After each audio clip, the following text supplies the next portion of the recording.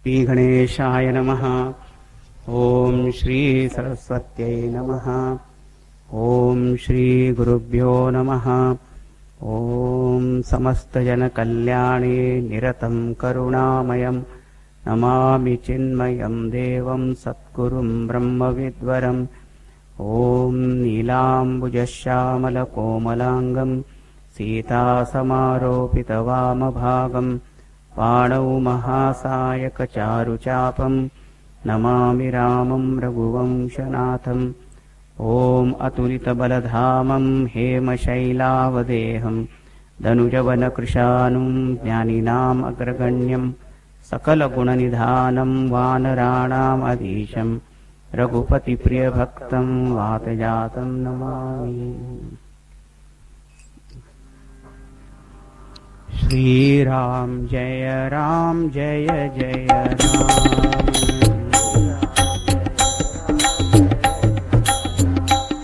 श्री राम जय जय राम।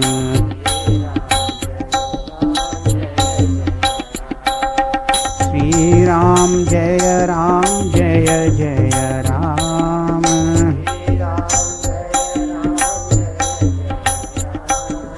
श्री राम जय जय राम।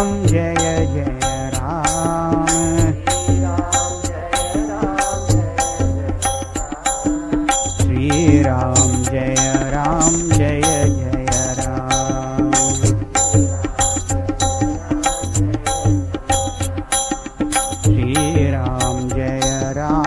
जय राम।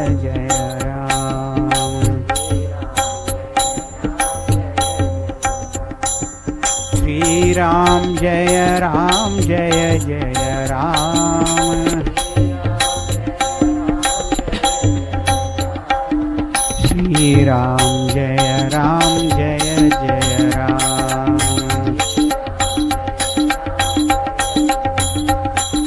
श्री राम जय जय राम।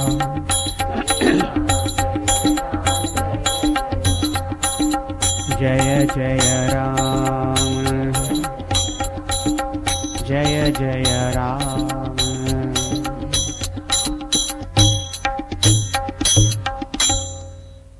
बोलिए सियावर रामचंद्र की जय।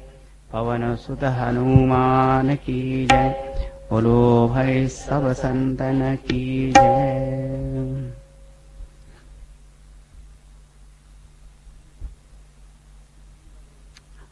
शृंगवेरपूरहून गंगा नदी पार करून आता राम लक्ष्मण आणि सीताजी उभे आहे. पुढे जायचं होतं. निषादराज म्हणाला की मला पण तुम्ही सोबत घेऊन चला, पुढे पुढे काम पडेल. तुम्ही एकदा तुमचं राहण्याचं स्थान निश्चित केलं किंवा तुमच्यासाठी मी एखादी कुटी वगैरे बांधून देईन आणि मग त्यानंतर मग मी परत येईन, तुम्हाला त्रास नाही द्या का. भगवान म्हणे चाल. चौथा पण माणूस त्यांच्याबरोबर आला. गंगा नदीला पाहून सर्वांनाच आनंद झाला. सीतादेवींनी त्या गंगा नदीला प्रार्थना केली की हे गंगा माता,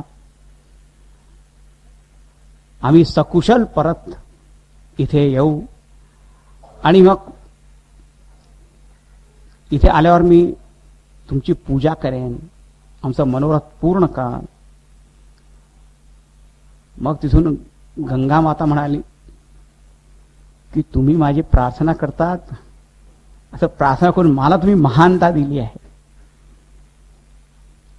तुम्ही आमचे स्वामिनी आहात खरं म्हणजे, असं गंगा मातांनी पण म्हटलं. आता ते पुढे निघाले.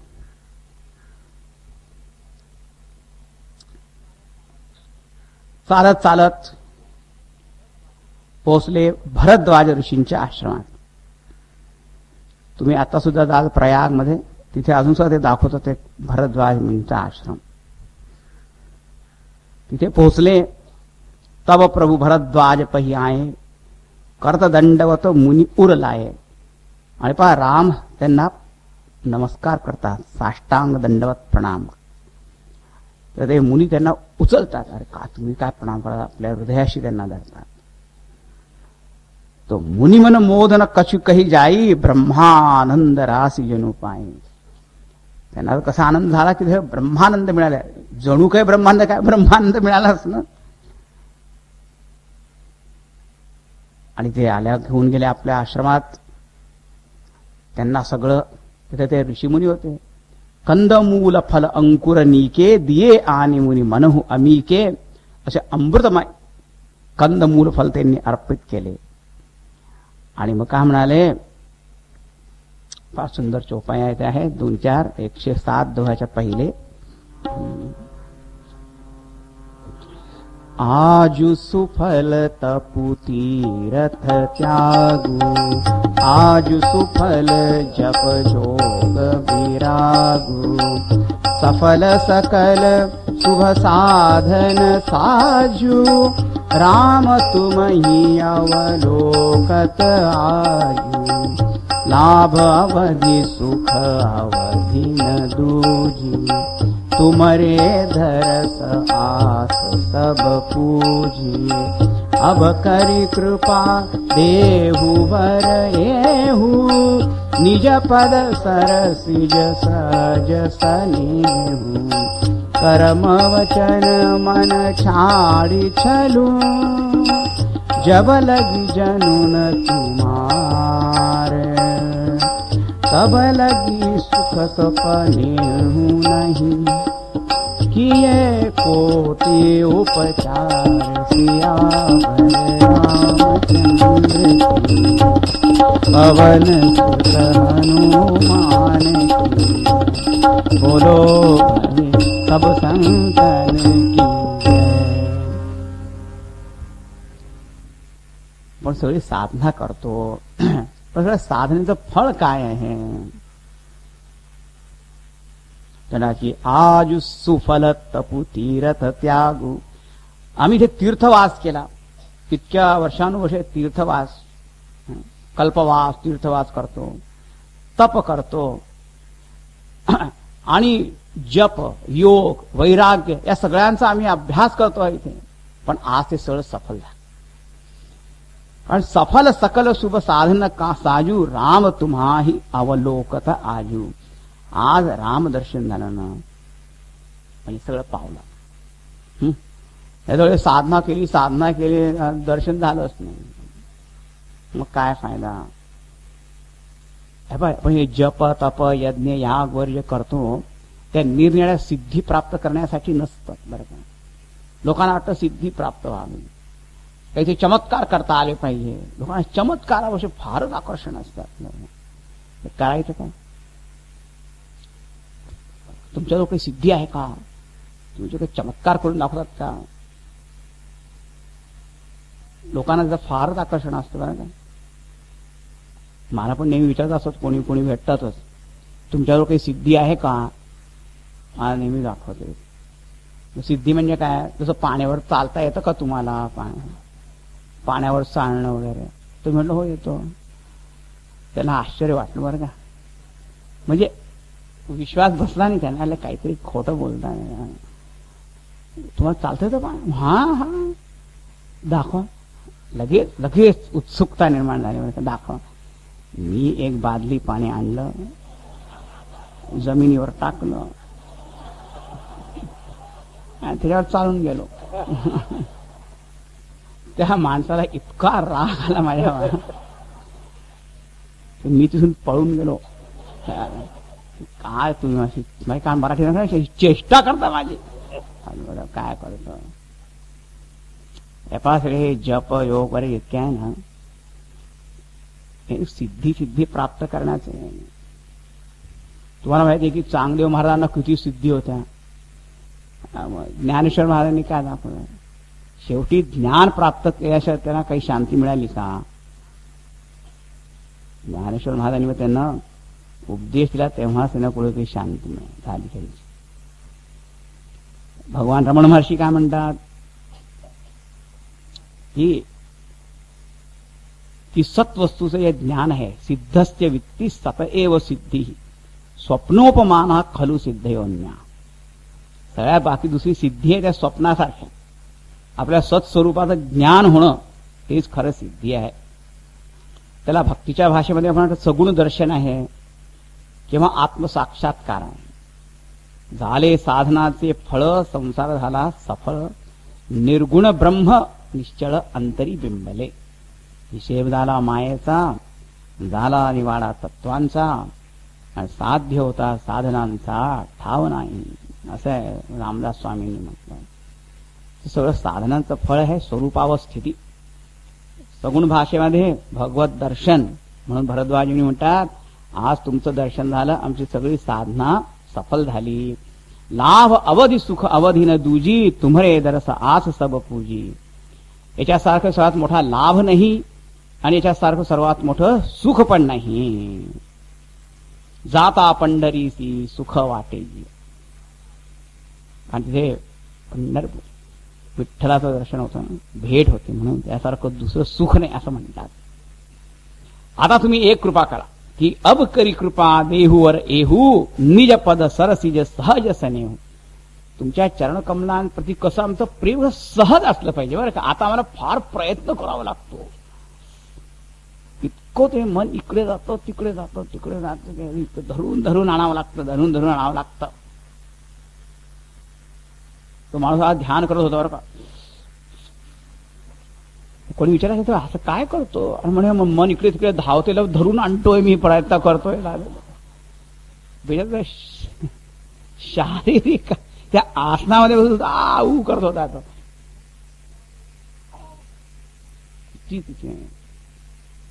कीर्तनी वैसता निद्रेना गविले, मन माझे गुंतले विषय सुहा. का सगळं फिरतच असतं. म्हणून की सहज सने हो. आता आपल्या मनामध्ये काही भगवंताविषयी प्रेम नाही असं नाही आहे बरं का, पण इतकं सहज नाही की दुसऱ्या ठिकाणी आता देवाला सोडून आणखी दुसऱ्या ठिकाणी जाणारच नाही. आता जसे जनक महाराज म्हणाले होते तशा प्रकारचं नाही. म्हणून देण्यात की आता सहज प्रेम द्या तुम्ही. आता कारण काय आहे, जोपर्यंत माणूस मनसा वाचा कर्मणा सगळं छल कपट सोडून आणि तुमची भक्ती करत नाही ना, तोपर्यंत त्याला कधी स्वप्नामध्ये पण सुख मिळत नाही. लोकांना स्वप्न सुद्धा असे पडतात की ते कुठे खड्ड्यात पडले, तिथे एक गायचं शेण होतं, त्याच्यामध्ये पडलं, तर काय काय बोलतो अरे स्वामी काय सांग, पण असंच पडतात स्वप्न, पण असेच पडतात. ते तिकडे पडला तिकडे पडला. मला नवी कुठे असं स्वप्न मिळतं, माझं ट्रेन सुटली, माझं सामान इकडेच राहून गेलं, आता काय आहे तिथे पण ते चांगलं नाही. अजून पण परीक्षेमध्ये फेल झाल्याचंच दृष्ट स्वप्न येत. असं एका माणसाने म्हटलं का काल स्वप्नाला मी परीक्षेत फेल झालो. तो म्हणाला की स्वप्नातही पास नाही होऊ शकत तू. आता आमची स्थिती अशी आहे की स्वप्नामध्ये पण सुख नाही. तब लगी सुख सपने हूं नहीं किए कोटी उपचार. आता भरद्वाज मी असं म्हणते की रामचंद्राला थोडासा संकोच पण वाटत होता. तुम्ही मला इतकं मोठे महानता देतात, पण खरं म्हणजे सो बड सो सब गुण गणहु जेही मुनीस तुम आदर देहू. हे मुनिवर, ज्याला तुम्ही महानता देतात तोच माणूस जगामध्ये महान होतो.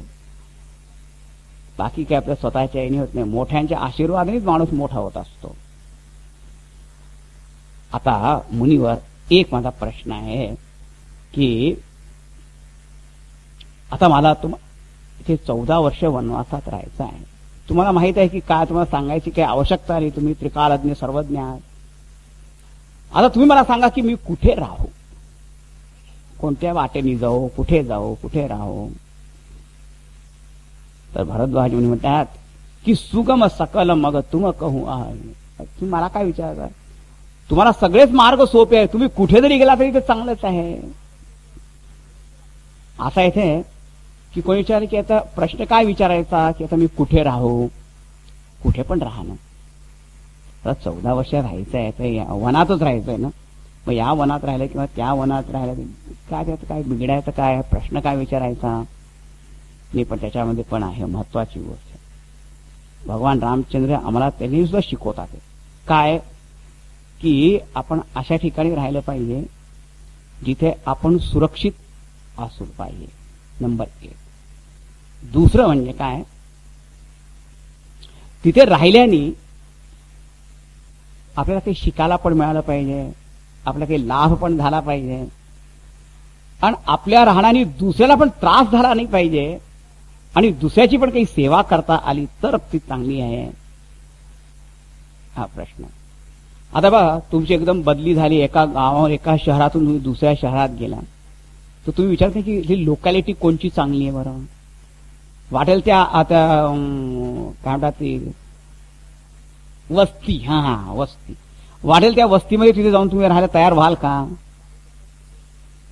वस्ती काही चांगली आहे, कोणत्या प्रकारचे लोक तिथे राहतात, फार महत्वाचं आहे बरं का. जर शहरामध्ये जर आहे तर वनामध्ये तर आणखीनच पाहायला पाहिजे, कारण कुठे कुठे कसे प्राणी असतील, काय असतील, काही माहित नाही, म्हणून आपण विचारलं पाहिजे. तर माणसाने सगळं विचारून काम केलं पाहिजे जरा बरं का. तर इथे जंगल तर असं असतं की तिथे तर आणखीनच तिकडे तिकडे इकडे ते वाट विसरायची म्हणजे एक अवस्था व्यवस्था असते, परिस्थिती असते. म्हणून ते पण.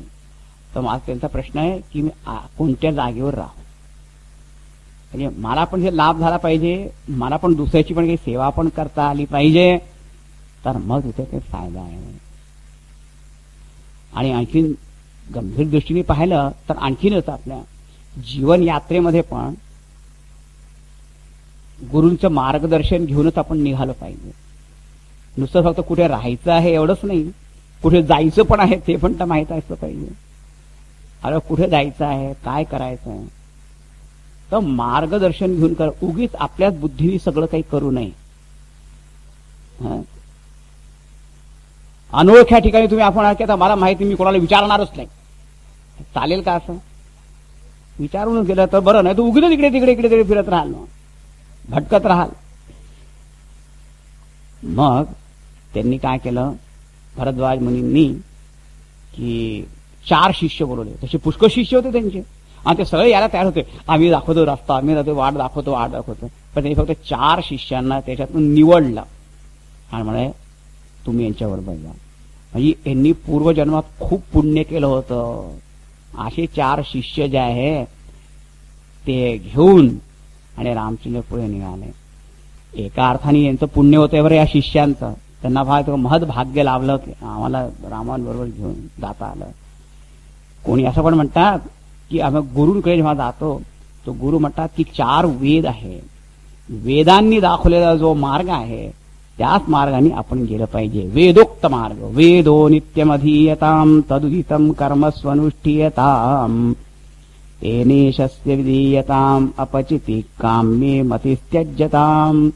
वेदांचं अध्ययन केलं पाहिजे, कारण वेद भगवत प्रणीत आहे आणि तेच आम्हाला खरे मार्गदर्शन करणारे आहे, असं त्याचा अर्थ पण होऊ शकतो. आता रामचंद्र ते नाही. आता हे चालले होते ना, इतकं सुंदर वर्णन केलं इथे की वनामध्ये राहणारे जे वनवासी होते किंवा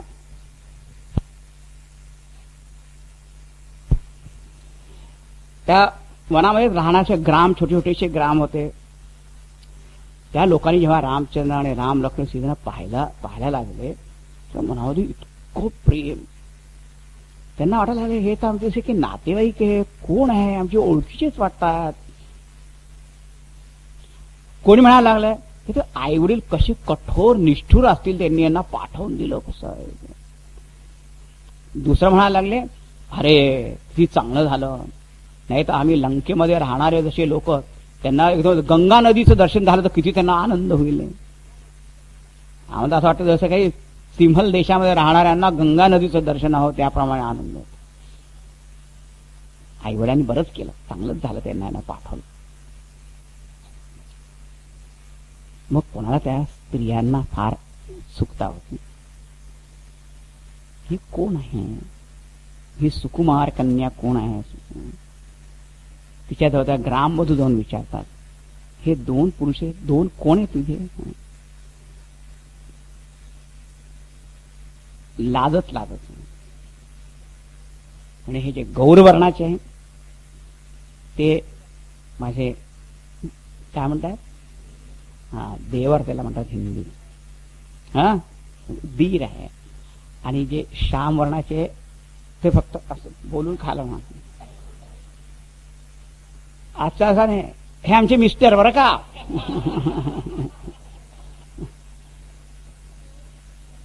पहिल्या भाषेमध्ये आमचे हे लाजून म्हणलो. तर त्यांना खूप आनंद झाला ते नातं समजल्यावर.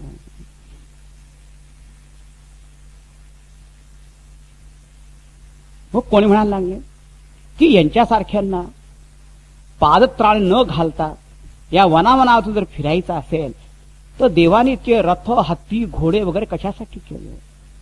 यांना जर झाडांखालीच राहायचं असं काही भाग्य असेल तर मोठे मोठे घर, महाल असे तर देवानी केलेच कशासाठी, कोणासाठी? हे त्यांच्या राहण्यासाठी. हे काय भाग्य आहे की यांना असंच फिरावं लागतंय. त्यांच्या मनामध्ये खूप खूप असे सुंदर सुंदर भाव आणि प्रेम उत्पन्न होतं.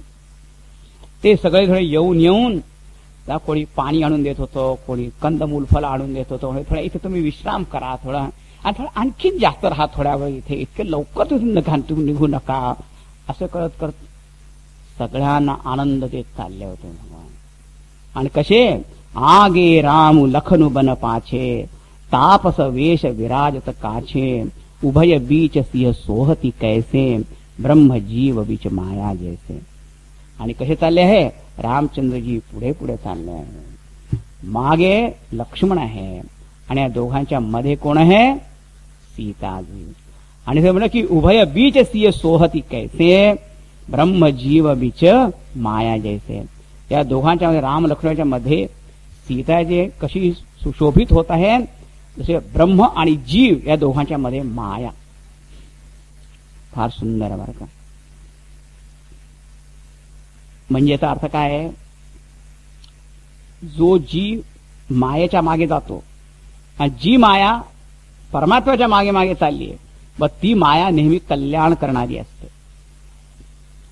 पण आपण अशा मायेच्या मागे लागलो की जी ब्रह्मापासून दूर झालेली आहे, मग मात्र अनर्थ ओढवेल. रावणाने तसंच केलं होतं बरं. पुढे आता प्रसंग येईल. रावणाला कशी सीता पाहिजे होती, रामाबरोबरची सीता नको होती, म्हणून त्याचा काय अनर्थ झाला असं. म्हणून रामवल्लभाम असं म्हटलं होतं पहिले.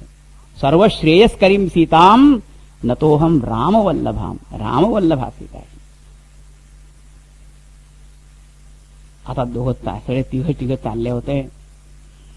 आता फार एक सुंदर प्रसंग आला. नदी पर्वत वगैरे पाहत पाहत आता प्रभू रामचंद्र वाल्मिकी ऋषींच्या आश्रमात पोहोचले.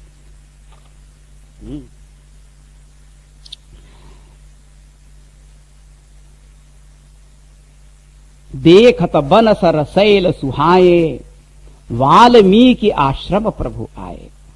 राम दीख मुनि बासु सुहावन, सुंदर गिरी काननु जल पावन. आता वाल्मिकी ऋषींच्या आश्रमामध्ये पोहोचले आणि वाल्मिकींनी पाहिलं की राम आले. तो धावतच गेले. वृद्धावस्था होती तरी धावत गेले. मुनी कहू राम दंडवत केला. पण मग रामचंद्रांनी त्यांना थांबवलं आणि स्वतः त्यांना साष्टांग प्रणाम केला. मग त्यांनी रामचंद्रांना आशीर्वाद पण दिला. मग तिघांना घेऊन आश्रमात आले आणि ते म्हणाले की मला सगळं माहीत झालं की काय हे सगळं झालेला प्रसंग, पण शेवटी याच्यात गोडच होणार आहे, सगळं काही चांगलं होईल. आणि तुम्ही कोण आहात ते पण मला माहित आहे.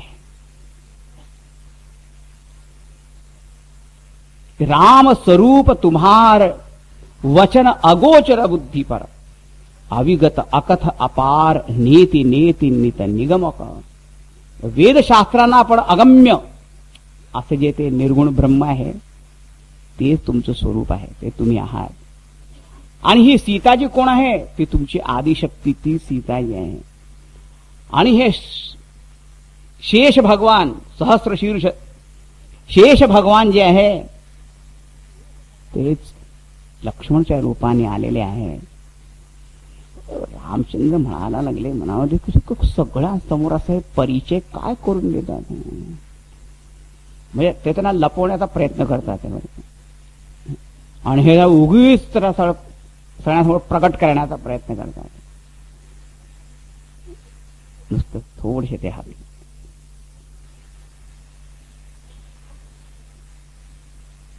वाल्मिकी म्हणतात तुम्ही हा अवतार धारण केला आहे, लोकांना आपल्या सामान्य पुरुषासारखे दिसतात, पण चिदानंदमय देह तुम्हारे, तुमचे देह कसं आहे चैतन्य तत्वाने बनलेलं, त्याच्यामध्ये काहीच विकार, आपला कसा घाम फुटतो काय किती नाका कार सगळ्या ठिकाणी किती किती मळ निघत असतो, पण भगवंताच्या शरीरात काही होत नाही बरं का.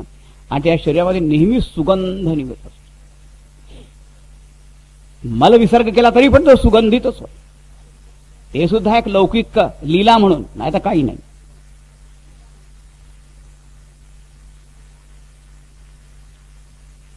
रामचंद्र म्हणाले ऋषी माझा एकच प्रश्न आहे, इथपर्यंत मला भरद्वाज ऋषींनी पोहोचवलं, आता पुढे कुठे जाऊ, मी कुठे राहू. तर वाल्मिकी ऋषी हसून काय म्हणाले माहिती का, पूछे हूं मोहि की रहूं कहाँ, मैं पूछत सकुचाऊं, जहन हो तह देहु कही, तुम ही देखावऊं ठाऊ. 127वा दोहा. आता एक नियम असा आहे की कोणी जर आपल्याला प्रश्न विचारला तर आपण उलट प्रश्न करू नये. ते प्रश्न विचारला त्याचं उत्तर दिलं पाहिजे.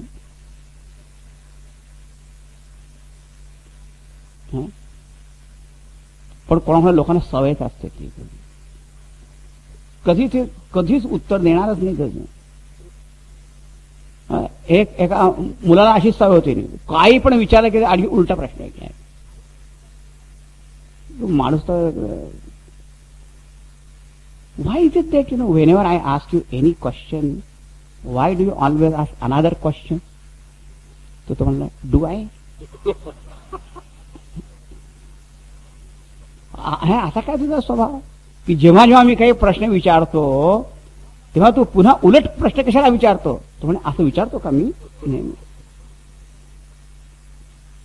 कोण विचारलं.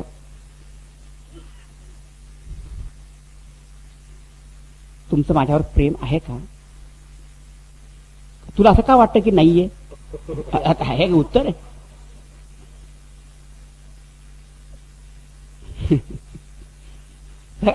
प्रश्नाचे उत्तर प्रश्न पुन्हा आणखी दुसरा प्रश्न विचारायचा.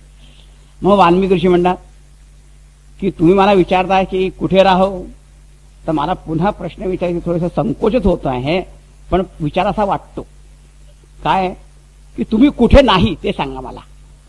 तुम्ही तर सर्व व्यापी आहे, राहायचं काय प्रश्न. तुम्ही तर already you are all pervading. व तुम्ही मला सांगा की तुम्ही कुठे नाही, मग मी म्हणे तिथे जाऊन राहा.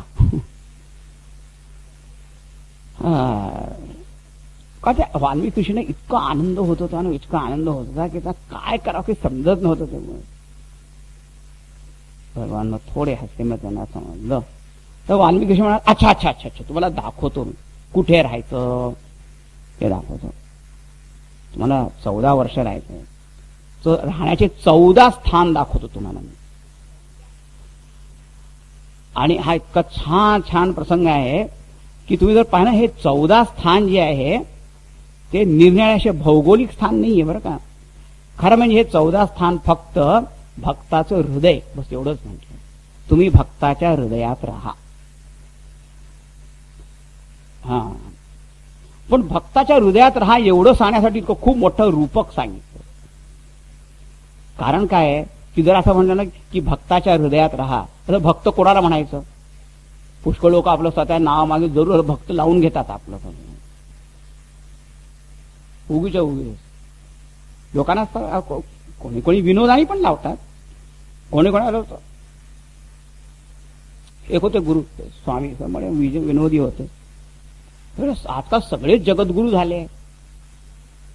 तर मी पण एक आश्रम तिथे लावलं, जगद्गुरु अमुक अमुक आनंद. कोणी विचारलं त्यांना की तुम्ही जगद्गुरु कसे काय, ही पदवी दिली कोणी, कोणी कशाला द्यायला पाहिजे. माझी योग्यता मोजणारे दुसरे कोण असणार तिथे, मीच दिली ती जगद्गुरु. जो तो असं जगद्गुरु आहे जगद्गुरु. हे पण असं थोडी असू शकतं काय तुम्ही, म्हणजे का नाही. माझा शिष्य त्याचं नाव आहे जगत, त्याचा गुरु मी आहे. मी जगद्गुरु नाही का. ए जगत, हा गुरुजी एक ग्लास पाणी आण, तो आहे की नाही.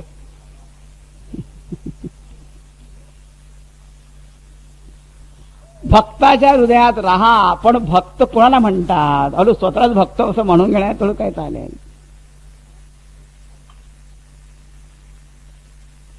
भक्त असा असतो म्हणून त्याचं लक्षण दाखवलं बरं का. म्हणून 14 स्थान असे दाखवले. खरं म्हणजे ते भक्ताचं घर आहे एवढं असतं, भक्ताचं हृदय. पण त्याला फार चांगल्या रूपकात्मक भाषेमध्ये सांगितलं आहे. ते फार प्रसिद्ध आहे बरं का. 127 दोहानंतर 2 ओळी सोडून आणि मग तुम्ही ते नीट वाचा.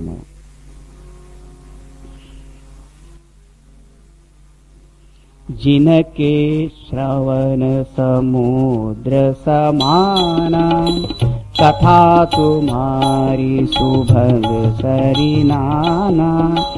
भरहि निरंतर होहि न पूरे, तिन्हके हिय तुम कहूँ गृहरूरे. लोचन चातक जिन करि राखे, रही दरस जलधर अभिलाषे. निदरहि सरित सिंधु सर भारी, रूप बिंदु जल होहि सुखारी.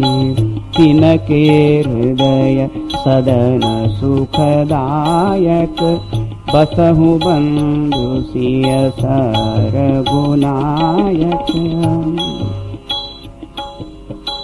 तिनके हृदय सदन सुखदायक, बसहु बंधु सिय सर गुनायक.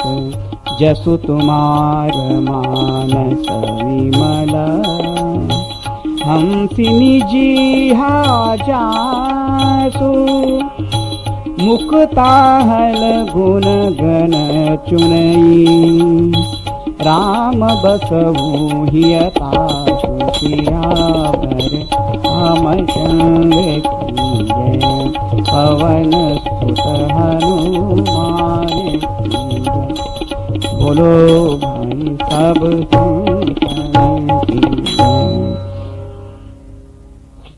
कोणाच्या हृदयात राहा. जिनके श्रवण समुद्र समाना, ज्यांचे कान जे आहे ते समुद्रासारखे आहे.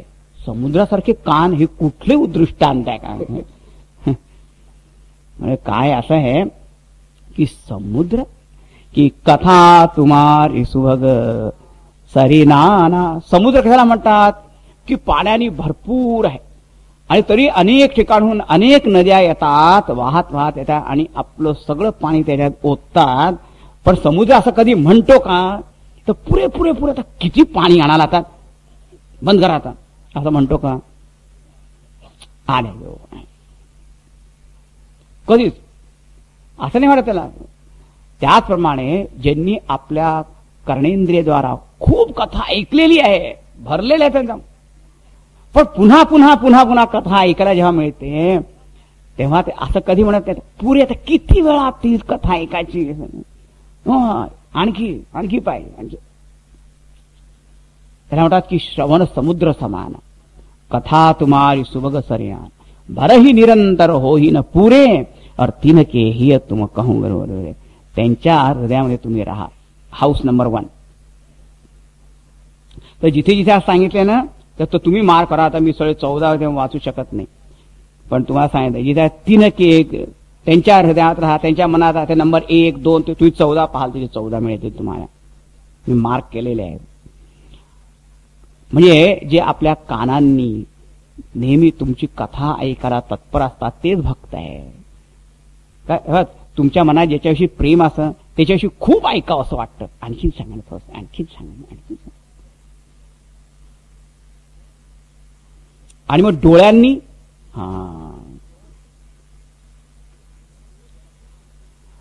लोचन चातक जिन करी लाखे, ज्यांनी आपल्या डोळ्यांना चातक पक्षी सारखं केलंय. चातक पक्षीविषयी असं म्हणतात की दुसरे किती पाणी असेल सगळ्या ठिकाणी तरी ते पाणी पित नाही. फक्त स्वाती नक्षत्रातलं जेव्हा ते मेघ त्याच्यातनं जेव्हा पाणी खाली येतं तेव्हा तर डायरेक्ट तेच पाणी घेतल्यावर मग त्याला संतोष. तोपर्यंत किती इकडे तिकडे ते पाहणार नाही त्याकडे. त्याप्रमाणे लोचन चातक जिन करी राखे, रही दरस जलधर अभिलाषे. नेहमी त्या फक्त अभिलाषा बघते की केव्हा ते मेघ ढग येतील आकाशात आणि ते पाणी तिथून पहिले सरळ येईल ते माझ्या तोंडात येईल, तेच फक्त ते घ्यायचं. त्याचप्रमाणे हे सुद्धा लोक या जगामध्ये इतकं सौंदर्य असेल पण त्या सौंदर्याने त्यांना कधीच तृप्ती होत नाही, त्या आकर्षणच होत नाही. फक्त रूपबिंदू भगवंताचं एक रूप दर्शन त्याच्यासाठीच फक्त त्यांची लालसा असते. भागवतात तुम्ही वाचाल की या सगळ्या गोपिकांना नेहमी कृष्ण दर्शन लालसा असं त्यांना विशेषणच दिलंय. कृष्ण दर्शन लालसेच्या मूर्ती होत्या त्या असं म्हणतात. त्यांचे डोळे नेहमी पाहण्यासाठी ते व्याकुळ होते. कसं म्हणतात असं म्हणा, दर्शन बिनु नैना तरसे, दर्शन बिनु नैना तरसे.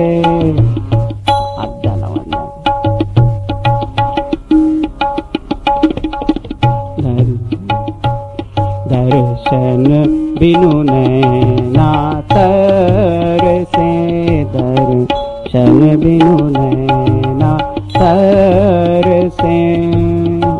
तुम चले आवो बेगी दरस दो, तुम चले आवो बेगी दरस दो. इतनी अर्ज मोरी हरि सुन लो, दर्शन बिनु नैना तरसे.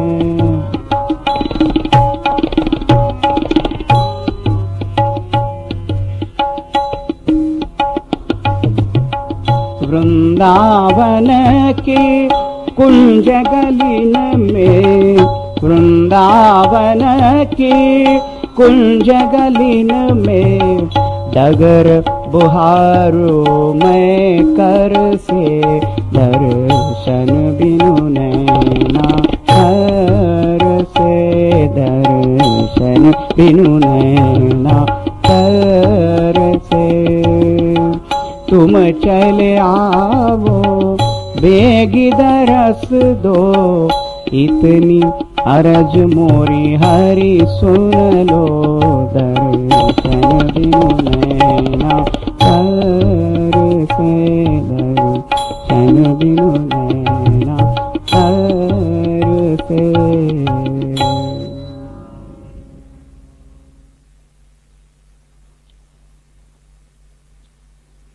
लोचन चातक जिन करी राख, रही दरस जलधर अभिलाषे.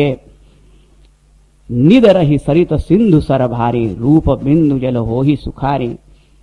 जे नेहमी तुमचेच गुणगान ऐकायला तयार आहे, तत्पर आहे, व्याकुळ आहे, तुमच्या दर्शनासाठी आसुसलेले आहे ज्यांचे डोळे, आणि ज्यांची वाणी नेहमी तुमचंच गुणगान गात असते. की जसू तुम्हार मानस विमल, हंसिनी जिहा जासो, मुक्ताहल गुण गण चुनई, राम बसहू हियतासो. अशा लोकांच्या हृदयामध्ये तुम्ही राहा. नोंद की घेई घेई वा माधेवाचे, गोड नाम विठोबाचे. तुम्ही ऐका रे कान माझ्या विठोबाचे गुण, डोळे तुम्ही घ्या रे सुख पहा विठोबाचे मुख. असं त्यावर सांगितलं. सर्वेंद्रियांनी फक्त एकच व्याकुळता. आता 14 सांगितले बरं का. आता तुम्हाला आता विस्तार तुम्ही करून पहा. ज्या ज्या भक्तांचं मन अगदी निर्मल झालेलं आहे आणि सार काय आहे, विषयांपासून वैराग्य, संसारापासून विरक्त झाले आहे आणि भगवंतात अनुरक्त झाले आहे, असे जे भक्त आहेत त्यांच्या हृदयात तुम्ही राहा असं म्हटलं. आता एक आणखी थोडी रहस्याची गोष्ट बरं का. असं म्हणतात की आपल्या सर्वांच्या मनामध्ये देवाविषयी प्रेम आहे, पण सांसारिक कामना पण खूप उत्पन्न होत आहे. आणि संसाराच्या कामना आहे ना, त्याच्यामुळे आपलं जे भक्तीचा जो निखळ आनंद कसा पाहिजे, अगदी शुद्ध, तो काही अनुभवता येत नाही. म्हणून म्हणतात या काम जी आहे ना, कामना, तिला नष्ट केलं पाहिजे. आता कामना कुठे राहते? जर कामना कुठे राहते जर तुम्ही जर विचार केला तर 14 ठिकाणी राहते फक्त. हो, 14 माहीतच नव्हतं मला. कुठे सांगितलंय? कुठे सांगितलं? सांगितलंय हे प्रमाण काय? गीतेमध्ये सांगितलंय. मी तर इतक्या वेळा गीता वाचली, मला तर काहीच सांगितलं आहे. तिथे लिहिलेलं आहे.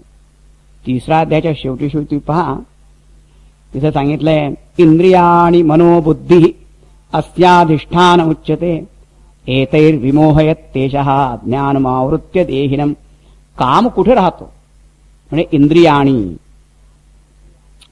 5 कर्मेंद्रिय आहे आणि 5 ज्ञानेंद्रिय आहेत. 5 आणि 5 किती झाले? 10 झाले. मग म्हणाले मन आणि बुद्धी. मन आणि बुद्धी किती झाले? 14 कुठे झाले? अंतःकरण चतुष्टय आहे. त्या मन आणि बुद्धीमध्ये चित्त आणि अहंकाराचा समावेश आहे. तर मन, बुद्धी, चित्त, अहंकार झाले किती झाले? 14. या 14 ठिकाणी कामना राहते बरं का. म्हणजे काय? हे पहा, आपल्या मनात कामना कशी कशी उत्पन्न होते जर विचार केला तर पहा, एखादी आपण वस्तू पाहतो, पाहिजे मला, पाहण्याला होतं की नाही? डोळ्याने.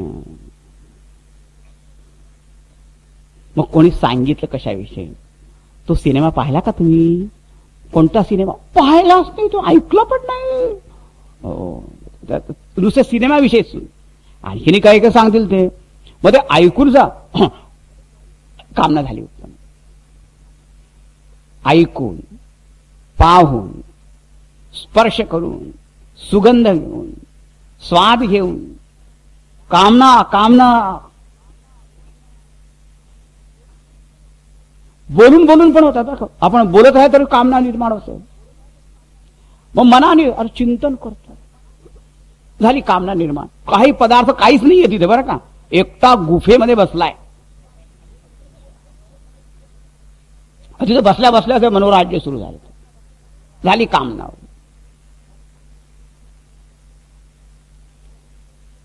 तुलसीदासने लिहिलंय जहां काम तह राम नाही. जिथे काम आहे तिथे मग राम नाही, जिथे राम आहे तिथे काम नाही. म्हणून काय यांनी काढलं की जिथे जिथे ज्या ज्या वस्तूंपासून कामना निर्माण होते तिथे तिथे भगवंताचं अधिष्ठान ठेवायला सुरुवात आहे. तर डोळ्यांनी जर दुसऱ्या वस्तूंना पाहिलं तर दुसऱ्या वस्तू कामना होईल. म्हणून ते नेहमी डोळ्यांना फक्त देवालाच पाहायचं. तुलसीदासने एक पद लिहिले त्यात की रोकी हो नव नैना बिलोकत औरही. माझे डोळे जर दुसऱ्या वस्तूला पाहायला लागले तर मी त्या थांबे नाही. तिकडे पाहतो, काय पाहायचं? दुसऱ्या वस्तूला पाहू देणार नाही मी. असं आहे. म्हणून हे 14 स्थान महत्वाचे बरं का. खूप सुंदर प्रसंग आहे. विस्तारला 7-7 दिवस फक्त याच्यावरच बोलता येतो, पण तत्व समजायचं आहे बरं का.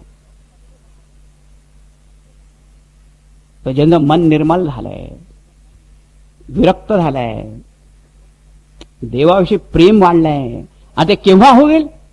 आपण या सगळ्यांनी साधना केल्यावर.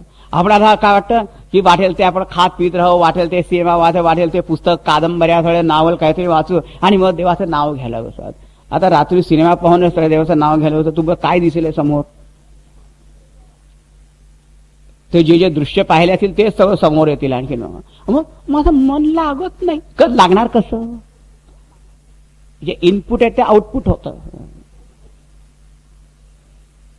दुसरं ऐकायचंच नाही. पाहायचंच नाही, बोलायचंच नाही. असं आहे. मग पहा कसं होईल ते, असं सांगितलं त्यांनी.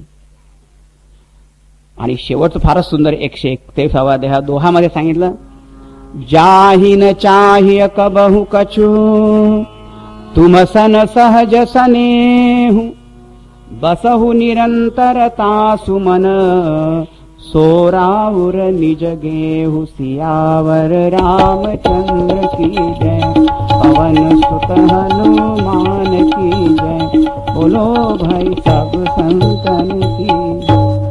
14वं घर. जाहि न चाहिए कबहु कछु, तुम सन सहज सने. त्याला आणखी काही पाहिजेच नाही, काहीच नको त्याला, फक्त प्रेम, तुमचं अगदी सहज स्वाभाविक प्रेम. बसहु निरंतरता सुमन. त्या भक्ताच्या हृदयात तुम्ही निरंतर राहा, तो तुम्हाला कधी जायला म्हणणार पण नाही. कारण काय, सो राऊर निज घेऊ, ते तुमचं स्वतःचं घर आहे. मी तुकाराम महाराजांची कथा ऐकली होती, ती सांगितली पण असेल तुम्हाला. विठ्ठल विठ्ठल करत बसले होते. नारायण भगवानाला वाटलं की ना काहीतरी द्यावं, म्हणून त्या रिद्धी सिद्धीला पाठवलं. जा, कारण तशी तुकाराम महाराज फार गरीब होते ना. आर्थिक परिस्थिती जर पाहिलं तर, म्हणजे लौकिक परिस्थिती पाहिलं म्हणजे त्यांच्यासारखं आणखी श्रीमंत कोणीच नव्हतं. अच्छा, तर आले रिद्धी सिद्धी, ठमक ठमक ठमक आल्या. काय, मी तुमची काय सेवा करू शकतो? त्या आल्या त्या सेवा करायला, बरं का. म्हणे आम्हाला भगवंतानी पाठवलं आहे.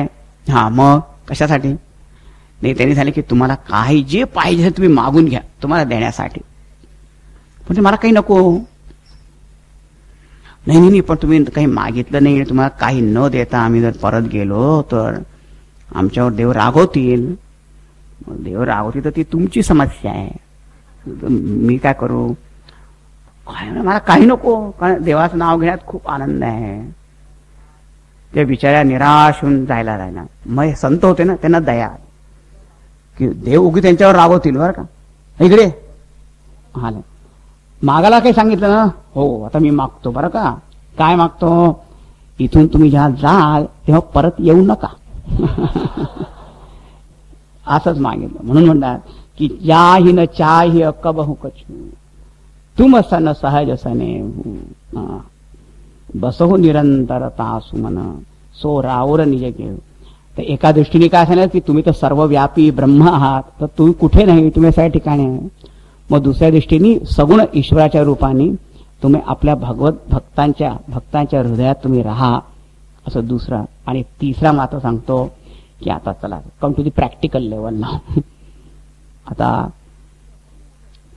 की तुम्ही चित्रकूट गिरी करहु निवासू, जहाँ तह तुम्हारा सब भाती सुपास. तुम्ही चित्रकूट पर्वतावर जा, तिथे सगळ्या प्रकारची तुम्हाला व्यवस्था आहे. तिथे मंदाकिनी नदी वाहते, तिथे अत्रि ऋषी वगैरे सगळे मोठे मोठे ऋषी पण आहे. तर तुम्ही सगळ्या प्रकारची व्यवस्था आहे. तुम्ही चित्रकूट सारखं आणखी स्थान रमणीक नाही, तुम्ही तिथे जा. चित्रकूट महिमा अमित कही महामुनि गाई, और आई नहाए सरित भर सिय समेत दो भाई. पोचते सुद्धा चित्रकूटला, पोच इतक्या लवकर. हो, मग तिथे रमणीक स्थान पाहिलं आणि भगवान काय म्हणाले, लक्ष्मण या इथे लक्ष्मणा बांध कुटी. हे लक्ष्मणा, या इथे तू या मंदाकिनीच्या या कुठे, गोदावरीच्या कुठे, मंदाकिनीच्या तटनिकेटी या इथे लक्ष्मणा बांध. पण लक्ष्मण राजकुमार वगैरे, पण त्यांना कुटी वगैरे बांधणं पण येत होतं, बरं का. आपल्याला फ्यूज पण बदलता येत नाही. आणि इलेक्ट्रिक इंजिनियर असतो तो, माहिती.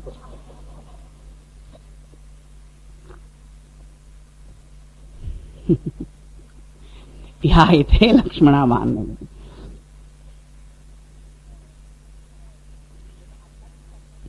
याचा आध्यात्मिक अर्थ माहिती काय? रामकथा मंदाकिनी, चित्रकूट चित चारो तुलसी सुभग स्नेह बन सिय रघुवीर विहारो. राम कथा आहे ना तीच मंदाकिनी नदी आहे. आणि त्या मंदाकिनी नदीचा प्रवाह आपण आपल्या मनात जर वाहला तर चित्रकूट चित चारू, सुंदर चित्त, पवित्र शुद्ध चित्त ते चित्रकूट आहे. आणि मग तिथे सिय रघुवीर आणि राम ते सुभग वन, मग तिथे जे प्रेमरूपी सुंदर वन तिथे निर्माण होतं. आणि त्या वनामध्ये चित्रकूटावर सिय रघुवीर, शांतीरूपी सीता, आनंदरूप राम विहार करतात. मग तिथे असं तिथं आध्यात्मिक अर्थ आहे.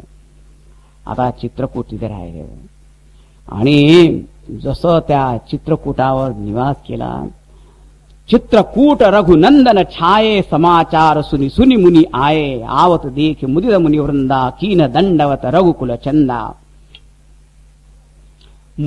आले आहे भगवान इथे येणार म्हणून पहिले देवतांनी तिथे खूप चांगली व्यवस्था करून ठेवली होती. मग ऋषीमुनी पण आले, त्यांचं पण देवाने स्वागत केलं. पण सगळ्यात मोठं काय झालं माहिती का, की जेव्हा तिथले हे भिल्ल किरात वगैरे असे मंडळी तेव्हा रामचंद्रांना भेटायला त्यांना खूप प्रेमाने भेटले. ते सगळ्याचा नमस्कार हे होते. कारण काय, राम ही केवळ प्रेम प्यारा जान लेऊ जो जान निहारा. त्या सणाला वाटलं की धन्य धन्य आम्ही इथे राहतो आणि इथे भगवंत राहायला आले आहे. त्याला खूपच आनंद झाला. तिथे सगळ्याच प्रकारची काय अगदी सुव्यवस्था अशी होती. आता ते राम लक्ष्मण सीता तिथे राहते, कसे राहत होते तर वर्णन खूप चांगलं केलं बरं का.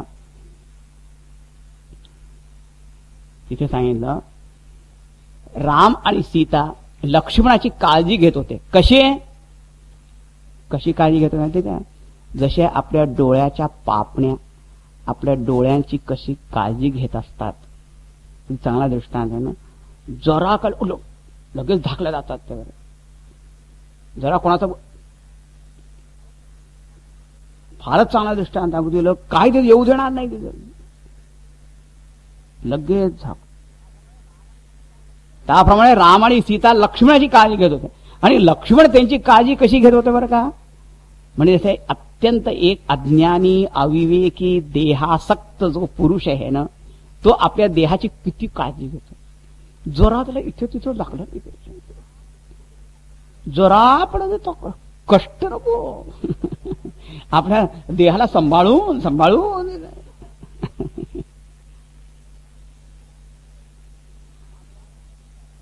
फार चांगला दृष्टांत. आणि तो देहासक्त म्हणा, देहासाठी किती निरंतर झडत असतो बरं का काळजी.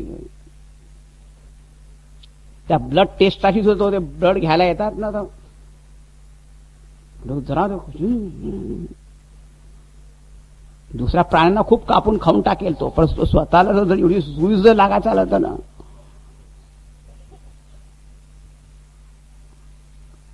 स्वतःला एवढं सुद्धा कुठं. त्याप्रमाणे लक्ष्मण आपल्या देहाची नाही बरं का, राम आणि सीता यांची काळजी घेत होते. आता आपण यांना इथे सोडवतो.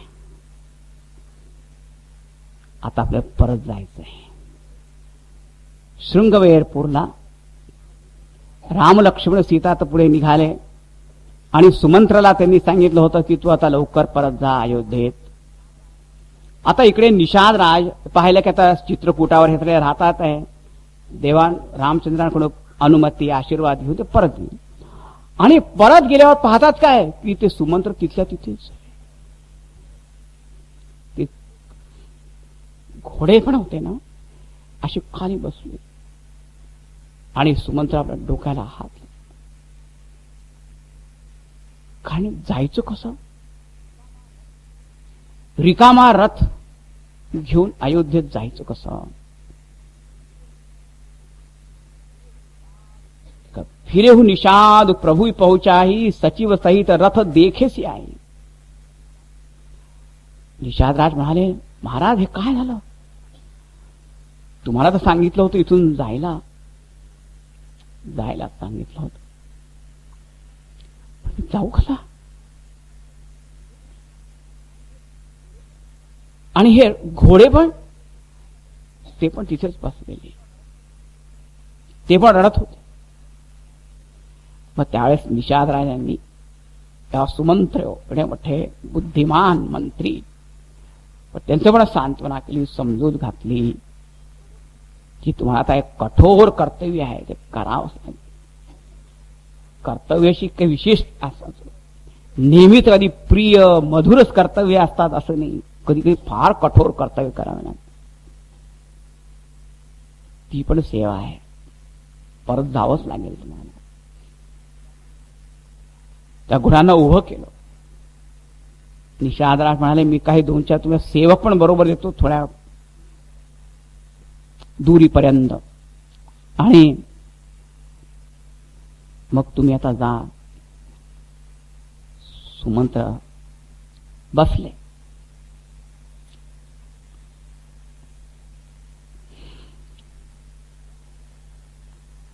आणि रथ हाकत हाकत निघाले. मनामध्ये इतके असे विचार होते की मी किती कठोर आहे, की माझ्यासमोर मी पाहिलं राम लक्ष्मण जटा बनवताना ते असेच निघून गेले आणि मी पाहत राहिलो. आणि असा मी परत जाणार. अयोध्येत गेल्यावर महाराज मला विचारते मी काय सांगणे. हळूहळू त्यांना वाटलं की मी पोहोचूच नाही दिले. पण अयोध्येच्या सीमेत पोहोचले. म्हणे मी आत्तानी प्रवेश कर, जेव्हा रात्रीचा अंधकार होईल त्यावेळेला पुष्कळ लोक तिथे असे फिरत होते इकडे.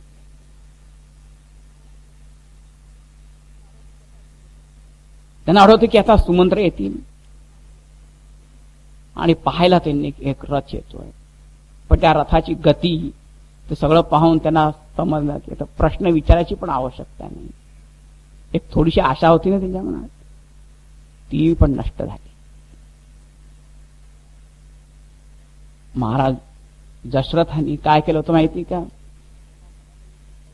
जसं त्यांना समजलं की कैकेयी राम विमुख झाली आहे, म्हणे आता या कैकेयीशी माझा संबंध तुटला, संपला. आता हिच्या महालात पण मी राहणार नाही. आणि त्यांना घेऊन कौशल्याच्या महालामध्ये घेऊन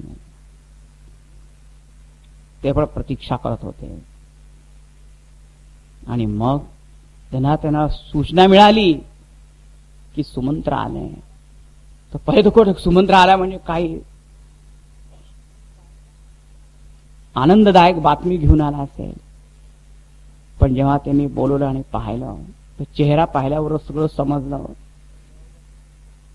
पण तरी जवळ बसवून विचारलं की तू काय काय झालं ते मला सांग.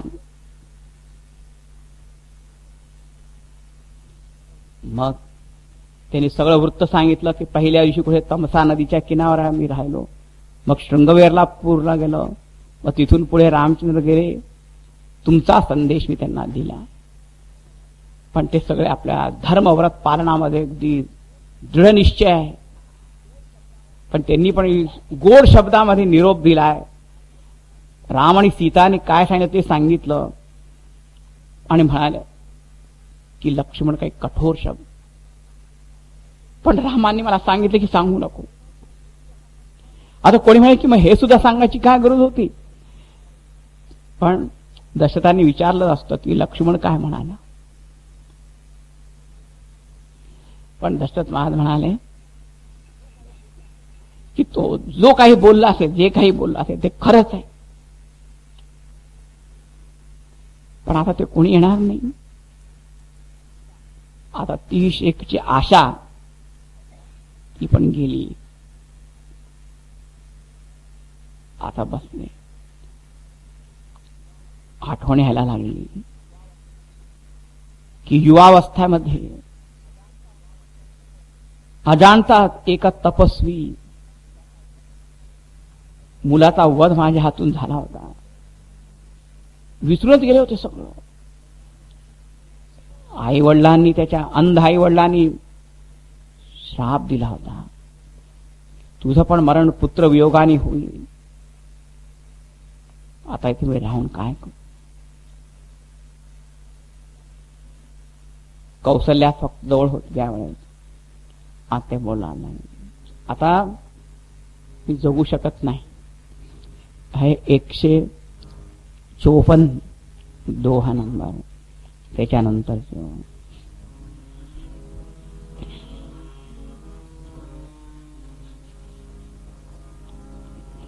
धरी धीरजु उठी बैठ भुआलु, कहु सुमंत्र कह राम कृपालु। कहाँ लखनु कह राम सनेही, कह प्रिय वैदेही। बिलपत राव बिकल बहु भांति, भई जुग सरिस सिराती नराती। तापस अंध साप सुधि आई, कौसल्य ही सब कथा सुनाई। भय वर्णत इतिहास,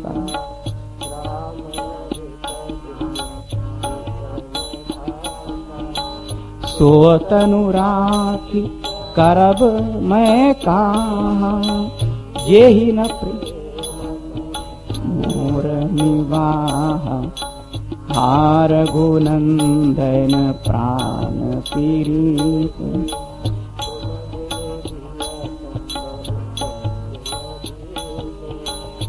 हा जानकी लखन हार भुवर, सचा राम राम कही राम कही, राम राम कही राम। तनु परिहरी रघु राव गयऊ सुरधाम।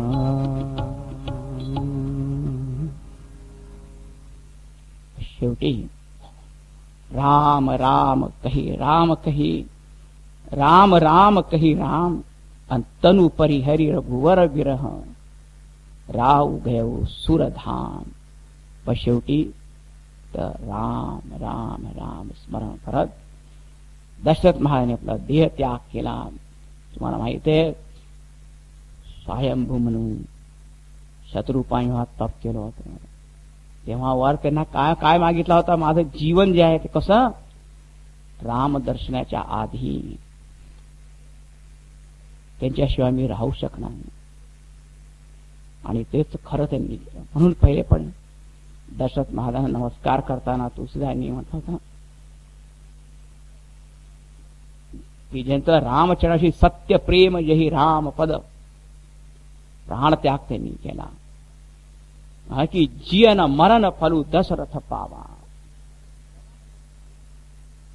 जगामध्ये जगण्याचं जे मोठं फळ आहे ते दशरथ महाराजांना मिळालं आणि मरण्याचं पण सर्वात मोठं फळ त्यांना मिळालं.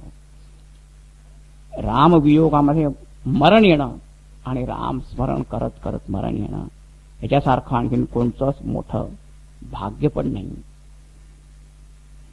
आता दशरथ महाराजांच्या स्वर्गवासाची सूचना असताना जशी बातमी पसरली तर दुःख. आता अयोध्येमध्ये आता नेहमी आनंदच आनंद होत होता, पण एकानंतर एक नुसत्याच अशा वाईट बातम्या आता यायला सुरुवात झाली. आता काय, महाराज वशिष्ठ आले. आता तिथे राम लक्ष्मण नाही, भरत शत्रुघ्न नाही, 4 मुलं असून तो कोणीच तिथे नव्हता. असं म्हणतात, एका तेलाचे नाव भरून त्यामध्ये देह त्यांनी ठेवला सुरक्षित. आणि लगेच वसिष्ठ ऋषींनी दूत पाठवले वायुवेगाने. कुठे? केकय देशाला पाठवलं की भरत आणि शत्रुघ्न यांना लवकर इथे घेऊन. आणि हे पहा, चेहऱ्यावर दुःख वगैरे दिसू देऊ नका. आणि त्यांनी जरी विचारलं की कशाला बोलवलं, एवढं सांगा आम्हाला माहित नाही, फक्त गुरु वसिष्ठाने सांगितलं की तत्काळ इथे या. एवढंच सांगायचं. त्याच्यासाठी उपहार वगैरे पण दिले की द्या त्यांना, काही एकदम कळू देऊ नका. हे वायुवेगाने तिथे गेले. आणि त्याच्या आधीच काय त्या भरताच्या मनामध्ये सारखं काहीतरी वाईट वाईट विचार होते, कडे अपशकून होत होते. झोपच लागत नव्हतं, स्वप्न पण यायचे. काय म्हणते का होत, पूर्वाभास काही ठीक नाही चाललंय असं कुठेतरी वाटत होतं. आपले सकाळी उठून मग पूजा करायची, दान दक्षिणा सगळं काही करायचं. मग हे दूतांनी ज्या सांगितलं की तुम्हाला किती लवकर बोलवलंय, काय झालं ते काही सांगत नाही. अशा वेळी आणखीनच मनाची अवस्था फार व्याकुळ होते. लगेच निघाले, क्षणाचाही विलंब न करता. म्हणे रथावर गेलो तरी पण वेळ लागेल, घोड्यावर बसून. आणि जेव्हा ते अयोध्येच्या नगरीत प्रवेश करतात तेव्हा अयोध्येने जेव्हा आनंद उत्सव मंगल सगळं चाललं असं दिसायचं, तिथे काही स्मशान कळा आल्यासारखं सगळं दिसत होतं. शुकशुकाट ओसाडलेलं, कोणी कोणाशी बोलत नव्हतं. आणि भरत येत आहे आणि ते पाहिलं काय की त्याच्यात काही काही लोक भरत तोंड फिरून दुसरीकडे नाही. कारण काही काही लोकांच्या मनामध्ये असं होतं की आता भरताचं पण षडयंत्र होतं. पण दुसरे साधू लोक होते, त्यांना माहित होतं की याचा भरताचा मुळीच हात नसतो. आता पहिले भरत आपल्या आईच्या महालात गेले, कारण त्याला माहित होतं की नेहमीचे वडील जे आहेत ते आईच्या महालामध्ये जास्ती असतात. तिथे गेले तो काय ती आई पण आरती घेऊन स्वागत करायला. कधी कधी काय होतं बुद्धीला काय, आणि तू आला, मला किती आनंद झाला, माझे माहेरचे सगळेजण कसे आहे. त्या भारताचं मन त्यात कशाच ते सगळं चांगलं आहे, पण माझे महाराज वडील कुठे ते विचारलं. तो उगीच खोटा दुःखाचा आवेश. आणि ती म्हणते सगळं काही तुझ्यासाठी मी चांगलं केलं, फक्त एक वाईट घटना झाली, महाराज स्वर्गवासी झाले. फक्त एक वाईट गोष्ट झाली. आज ते ऐकून तसेच बसले. मला रामांना त्यांनी सोपवलं पण नाही आणि ते निघून गेले. ते ठीक आहे, मग राम कुठे.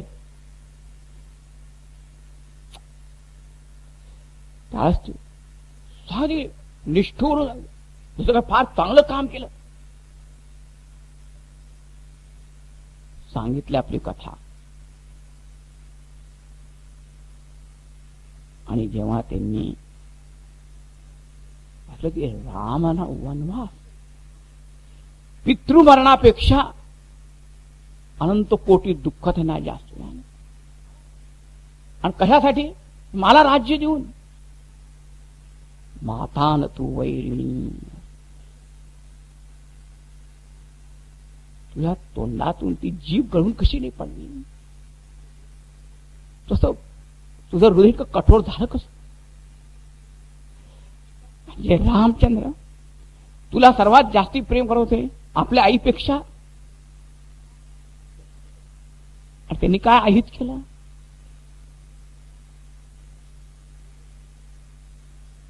आई आहे, कोण आहे बाई.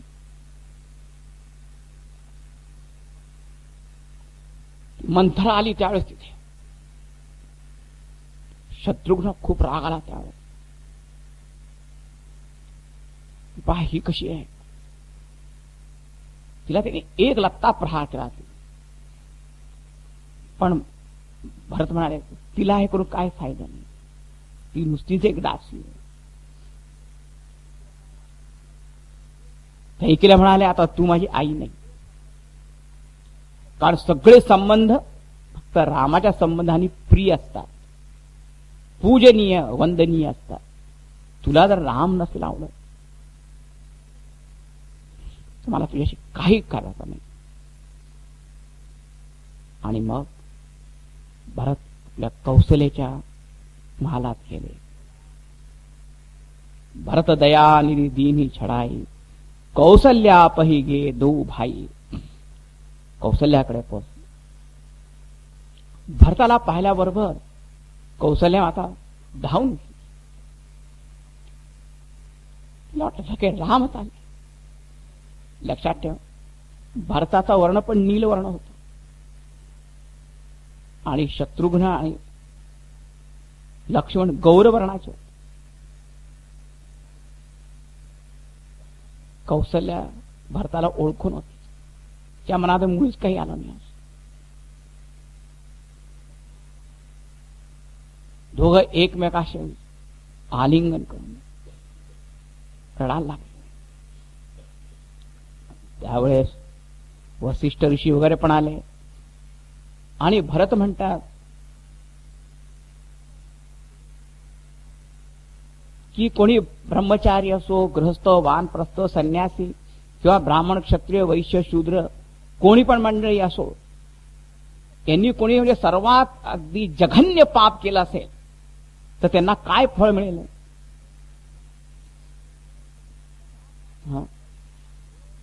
त्या पापाचं फळ मला मिळो जर या राम वनवासामध्ये माझी कोणत्या प्रकारची संमती असेल.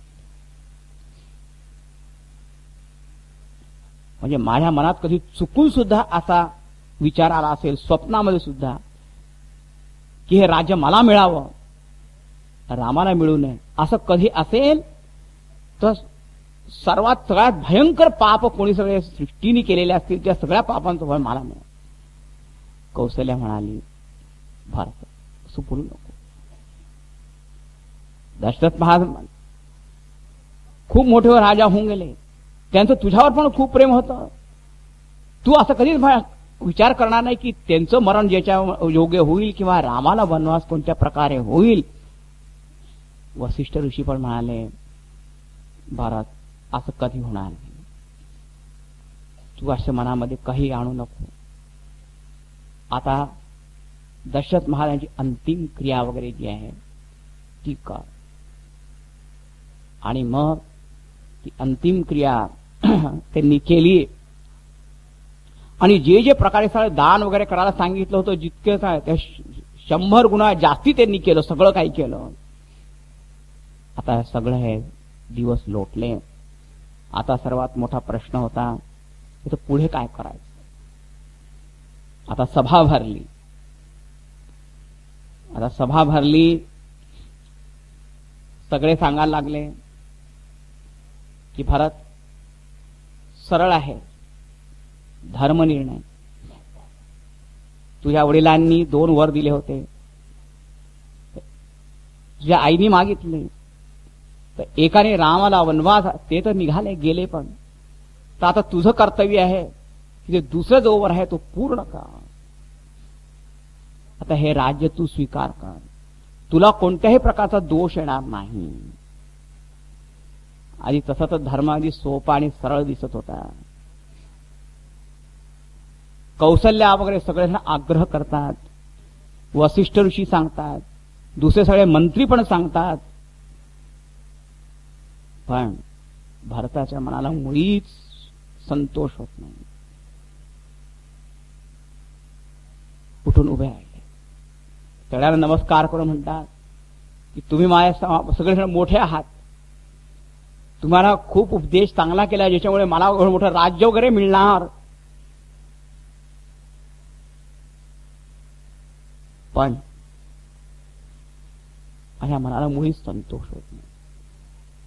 तसं म्हणतात की जे जे वडील व लोकांनी सांगितलं ते नुसतं केलं पाहिजे, प्रश्न न विचारता, तर्क न करता. पण आज माझ्याकडे राहवलं जात नाही. मला काही बोलू, माझ्या अपराधाला क्षमा करा की तुम्ही मला म्हणताय हे घ्या आणि मी घ्यायला तयार होत नाही, पण तुम्ही कविते ऐकून घ्या आणि मग त्यानंतर तुम्ही जे सांगाल ते करू.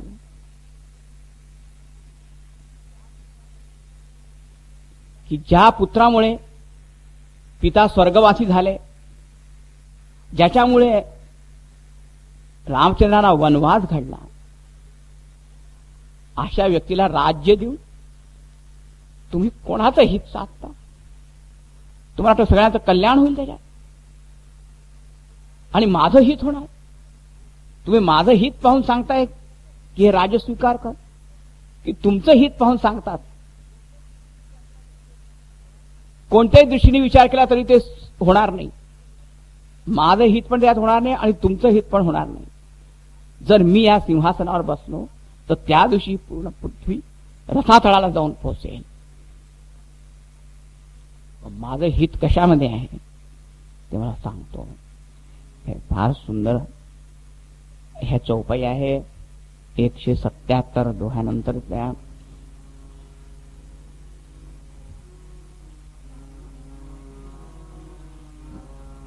हित हमार सियपति सेवकाई, सो हरि लीन मातु कुटिलाई. मैं अनुमानी दीख मन माही, आन उपाय मोर हित नाही. शोक समाज राजू के लेखे, लखन राम सिय बिनु पद देखे. बादी बसन बिनु भूषण भारू, बादी बिरति बिनु ब्रह्म विचारू. सरुज शरीर बादी बहु भोगा, बिनु हरि भगति जाय जप योगा. काय जीव बिनु देह सुहाई, बादी मोर सबु बिनु रघुराई. जाऊ राम पहियाय सुदेहु, एक ही आक मोर हितएहु. मोहि नृप करि भल आपन चहु, सो स्नेह जड़ता बस कहु. कैकेयी सुव कुटिल मती, राम विमुख गतलाज. तुम चाहत सुख मोह बस, मोहि से अधम के राज. हित हमार सियपति सेवकाई. मी सेवक आणि सेवकाचं हित स्वामींची सेवा करण्यात आहे, स्वतः स्वामी बनण्यात नाही. हित हमार सियपती सेवक आहे, सो हरी लीन मातू कुटिलाय. आणि माझ्या आईने कुटिलता करून हे माझं सर्वात मोठं हित होतं तेच नष्ट केलं. मला राज्य दे. मी सगळ्या प्रकारे विचारून का पाहिला, मैं अनुमान दीख बनवाय, आणि दुसरा कोणताच उपाय नाही ज्या योगे माझं कल्याण होईल, हित होईल. हे सगळं राजसामान, सगळं काय सामुग्री कशी दिसते, शोक समाज आहे सगळं. राम लक्ष्मण सीता यांना पाहिल्याशिवाय, पाहिल्या वाचून हे सगळं जे तुम्ही राजवैभव, ते शोक समाज मला वाटतं. बादी बसन बिनु भूषण भाल. वस्त्र न घालता जर कोणी आभूषण जर घातले तर कसं दिसेल ते? किंवा वैराग्य वाचून ब्रह्मविचार करतात आणि शरीर रोगी असून खूप भोग करतात आणि हरिभक्तीशिवाय मोठे जप योग करतात आहे. या देहातून जीव निघून गेला, मग या देहाची काय सुंदरता राहिली? त्याचप्रमाणे रामचंद्रान वाचून हे सगळं काय, सगळं माझ्यासाठी शून्य आहे.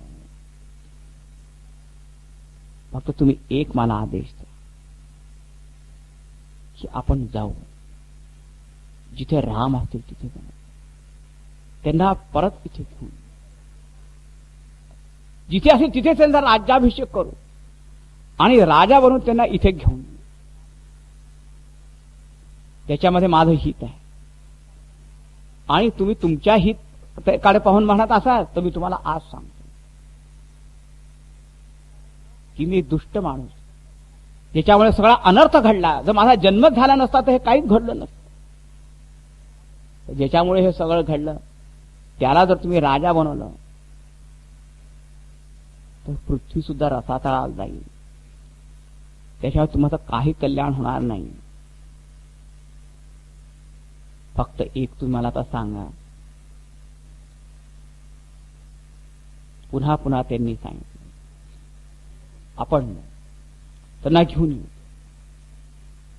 आणखी एक रहस्य. तुम्ही म्हणतात की दशरथ महाराजांनी जे सांगितलं ते करायला पाहिजे. खरं म्हणजे दशरथ महाराजांची ही इच्छा होती का? भरतानी राज्य व्हावं, राजा व्हावं की रामचंद्रांनी व्हावं, त्यांची इच्छा काय होती? त्यांनी सगळी तयारी रामचंद्राच्या राज्यासाठी केली होती. त्यांची इच्छा नव्हती. कैकेयीची इच्छा होती असं पण म्हणता येईल का? कैकेयीची तिच्या मनात पण आलं नव्हतं. मग कोणाच्या मनात आलं? मंथराच्या मनात. मग आता तुम्ही सांगा की मी जर ते ऐकलं तर कोणाची इच्छा मी पूर्ण करेन? मंथरा. हे पहा, एक नियम पण असतो ना, त्याच्यात शब्द असतात आणि भावना असतात. त्याला म्हणतात की letter of the law and spirit of the law. तर ते शब्दांचं महत्व जास्त आहे की भावनेचं महत्व जास्त आहे? मी जर राजा झालो तर यांनी ते दशरथ महाराज प्रसन्न होतील की राम इथे राजा आहे तर ते मग प्रसन्न होतील? कोणाने प्रसन्न होतील? तो धर्म निर्णय काय आहे? कोणत्याही दृष्टीने पाहिलं तर हा धर्म निर्णय नाही की मी राजा बनलो पाहिजे. आतापर्यंत तिथे थोडे मोठे बसले होते ना वसिष्ठादी ऋषींसारखे, पण त्यांची बुद्धिवास एका याने चालले होते. 2 वर दिले होते, एका वराने राम वनवास आहे, या दुसऱ्याने याने राज्य घ्यावं. बस इतकं सरळ सोपा. काही दुसरी पण काही त्याच्यामध्ये संभावना असू शकते हे ते लक्षातच आलं नाही. आणि जेव्हा भरतांनी असं म्हटलं तर माहिती काय, एकदम सगळा एक नवचेतना त्यांच्या निर्माण झाली. त्यांना वाटलं की आम्ही या भारताला ओळखलंच नाही. लक्ष्मणाचं रामाविषयी प्रेम सगळ्यांना दिसत होतं, पण भरताचं प्रेम आजपर्यंत कोणालाच दिसलं नव्हतं. आणि एकदम सगळ्या मनामध्ये आनंद झाला. आणि त्याच क्षणाला भरत जे आहे ते सगळ्यांचे प्राणप्रिय झाले. त्याचं वर्णन फार सुंदर करतात 184 दोहानंतर. भा सबके मन मोदून थोरा, जनु घन धुनि सुनि चातक मोरा. चलत प्रात लखी निरनिउनी के, भरत प्राण प्रिय भे सबही के. मुनि बंदी भरत ही सिरुनाई, चले सकल घर विदा कराई. धन्य भरत जीवनु जग माही, सीलु स्नेहु सराहत जाई. कहि परस्पर भाबड़ काजू, सकल चले कर साजहि साजू. जेहि राखहि रहु घर रखवारी, सो जानई जनु गर्दनि मारी. को कह रह न कहिय नहीं काहू, कौन चाहि जग जीवन लाहू. जरऊ सो संपत्ति सदन सुख, सुहृद मातु पितु भाई. सनमुख होत जो राम पद, करे न सहस सहाय. सियावर रामचंद्र की जय, पवन सुत हनुमान की जय. बोलो भाई सब संतन की जय. हा वाक्प्रचार आहे. भासव के मनु मोदन थोरा. पुष्कळ तुळशीदास म्हणतात सगळ्याच्या लोकांमध्ये मनामध्ये आनंद कमी नाही झाला. असं खूप आनंद झाला आपण कल्पना करू, खूप आनंद झाला, पण कमी आनंद नाही झाला म्हणजे किती झाला काही सांगता येत नाही. जनुघन धुनिसुनी चातक मोरा. जसं काही उन्हाळ्यामध्ये सगळे तृषेने व्याकुळ झाले आणि आकाशामध्ये जर ढग आले मेघ आले तर त्यांना पण कसे मोर जे आहे नृत्य करायला लागतात आणि चातक पक्षी कसं प्रसन्न होतो तर आपण सगळे प्रसन्न झाले. आणि चलत प्रात लखी निरनिवनिके भरत प्राणप्रिय भेसबहिके. एकदम भरत हे सगळ्यांचे प्राणप्रिय झाले. धन्य भरत जीवन जगमाय. आजपर्यंत सगळेजण रामचंद्राचे खूप गुणगान करत होते बरं का. लक्ष्मण कसा आहे, राम कसे आहे. आता एकदम भरत त्यांचे प्राणप्रिय झाले आणि भरताचे शील स्नेह त्यांची ते तारीफ स्तुती करू लागले आणि एकमेकाला म्हणतात काय काम छान झालं, आपल्या डोक्यात असा विचार आलाच नाही. आणि वसिष्ठ वगैरे असे ऋषी त्यांच्या मनात पण कधी आलाच नाही. काय भारत महिमा, इतकं मोठं राज्य आपोआप हातात येत होतं पण ते मी सोडून दिलं. आपण तर सगळं चालू उद्या. पण कोणी म्हणाले सगळ्यांना ते माझ्या घराची कोण व्यवस्था कोण पाहिल, घराची काळजी कोण, घराकडे कोण पाहिल. तर ज्याला सांगितलं की तू घरी राहते आम्ही सगळेजण, तर ज्याला ज्याला सांगितलेलं की तू इथे घरी आहे त्याला असं वाटलं जशी कोणी एक कुऱ्हाडी मारली माझ्या गळ्यावर. काय म्हणतात त्याला मराठीत, कुऱ्हाड माझ्या गळ्यावर मारली असंच त्याला वाटलं म्हणजे मी नाही राहणार. मग कोणी म्हणाले कोणाला पण घरी थांबायची जरूर नाही, घरात सांभाळून करायचं काय. जे घर संपत्ती रामदर्शनाच्या मध्ये येत असेल, बाधक बनत असेल तर जाऊ दे, त्या घराला सगळ्या संपत्ती गेली नष्ट झाली तरी चालेल. आता आपण सगळ्यांना कोणाला थांबायला सांगू नका, ज्यांना ज्यांना यायचं त्यांना येऊ द्या. आणि सगळे एकदम तयार झाले. कुठे जायला? चित्रकूट. रात्री सगळे तयारी करू द्या त्यांना तयारी. आता आपण मग चलू. अच्छा असं आहे, राम कीर्तन म्हटलं होतं ना, पुन्हा ऐका ते.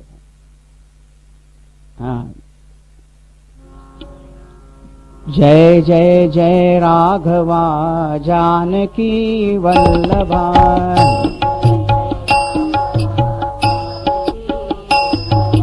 जय जय जय राघवा जानकी वल्लभा.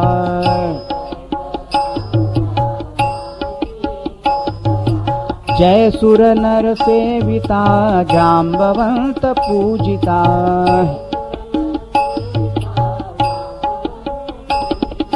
जय सुर नर सेविता जाम्बवंत पूजिता.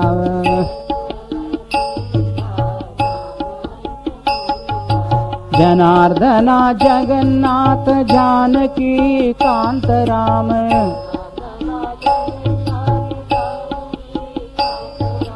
जनार्दना जगन्नाथ जानकी कांत राम.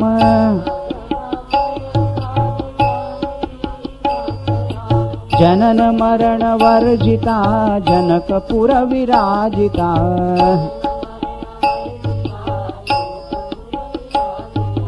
जनन मरण वर्जिता जनकपुर विराजिता.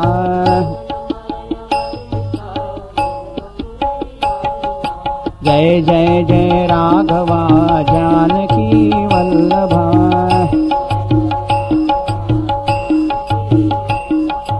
जय सुर नर सेविता जाम्बवंत पूजिता.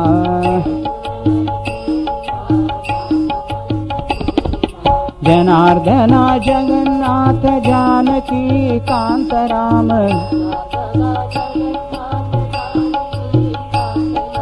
जनन मरण वर्जिता जनकपुर विराजिता.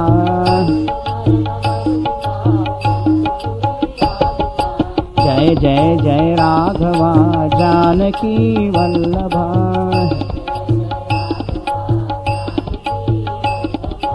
जय जय जय राघवा जानकी वल्लभा.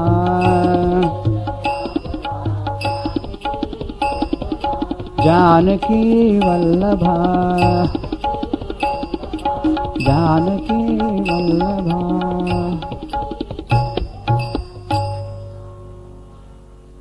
ले सियावर रामचंद्र की जय, पवन सुत हनुमान की जय, बोलो भाई सब संतन की जय, सद्गुरुनाथ महाराज की। ओम पूर्णमदः पूर्णमिदं पूर्णात् पूर्णमुदच्यते, पूर्णस्य पूर्णमादाय पूर्णमेवावशिष्यते। ओम शांति शांति शांति। हरि ओम। श्री गुरुभ्यो नमः। हरि ओम।